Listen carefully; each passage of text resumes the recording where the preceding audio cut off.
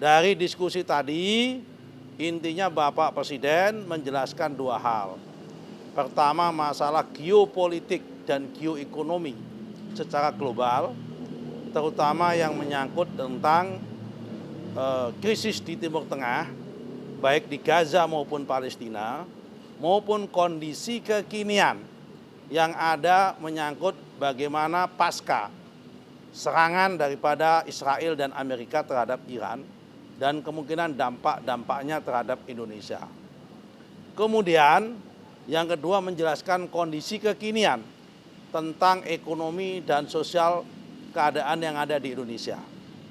Dari pertemuan tadi, para ulama, para pimpinan ormas Islam bersepakat untuk menjalin komunikasi yang intensif serta memahami sikap-sikap yang diambil oleh pemerintah Indonesia, oleh Bapak Presiden, dan kemudian mengambil satu kesimpulan, berharap kepada pimpinan ormas, tokoh-tokoh Islam ini bersama dengan Bapak Presiden dalam satu barisan untuk bersama-sama memperjuangkan perdamaian di Timur Tengah, terutama juga meredakan ketegangan. Jangan sampai perang terjadi antara Iran dengan Amerika, serta akan berdampak terhadap gejolak di Timur Tengah. Saya kira itu. Selebihnya Bapak Sesnek. Cukup? Cukup, lengkap. Ada pertanyaan? Terima kasih ya.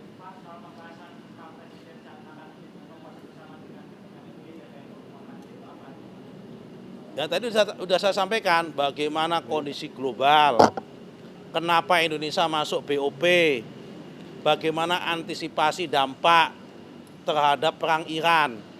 Jangan sampai perang Iran berdampak terhadap krisis yang ada di sini, baik itu krisis pangan maupun krisis energi. Kemudian menjelaskan kenapa Indonesia tanda tangan terhadap ART, ya kan, Agreement Reciprocal Trade dengan Amerika dalam rangka untuk membalancing perdagangan dan sebagainya. Yang di luar sana dianggap Indonesia tidak berdaulat, terlalu menguntungkan kepada Amerika dan sebagainya. Semua sudah dijelaskan sama Pak Presiden, yang intinya kebijakan itu ada win-win solution. Karena Indonesia dianggap surplus 24 miliar US dollar terhadap perdagangan dengan Amerika.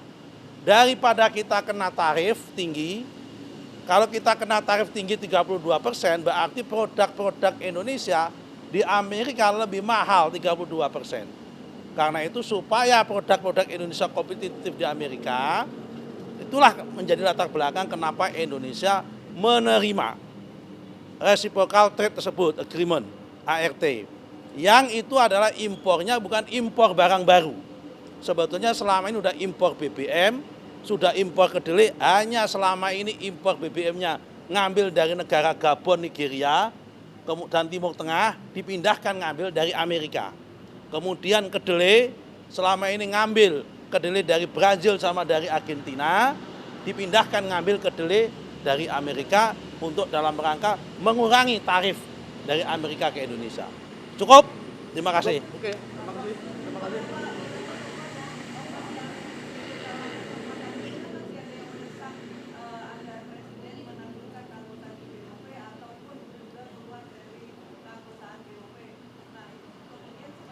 Kalau ada satu dua yang masih punya pendapat seperti itu, kita hargai.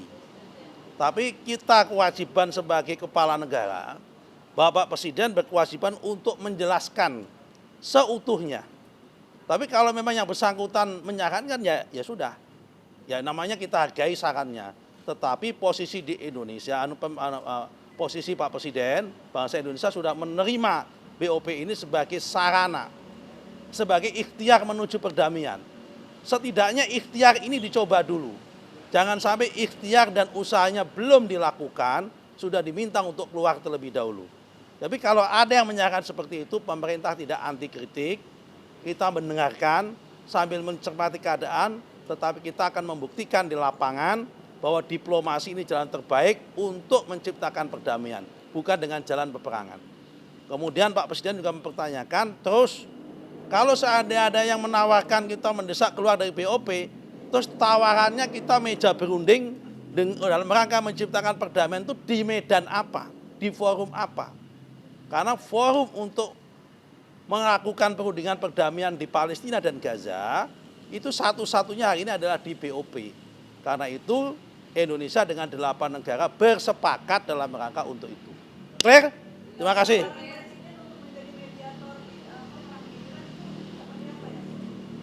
Sambil melihat keadaan tadi disampaikan, prinsipnya Bapak Presiden menginginkan adanya pertemuan dengan Iran untuk menjadi mediasi dan Iran membuka diri, dan kemudian langkah-langkah yang diambil Pak Presiden itu mendapat support dari beberapa negara Timur Tengah dan negara Islam lain, termasuk dari Pakistan, termasuk juga dari